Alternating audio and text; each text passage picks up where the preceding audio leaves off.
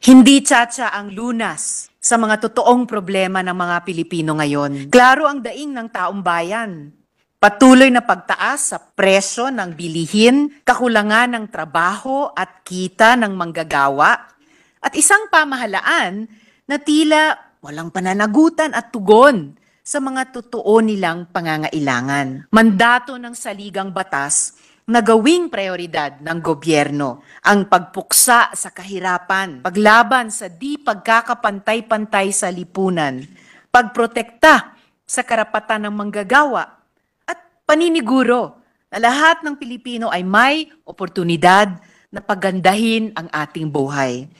Ang solusyon dito, tapat na pamamahala at pagsasabuhay sa mga mandato ng 1987 Constitution.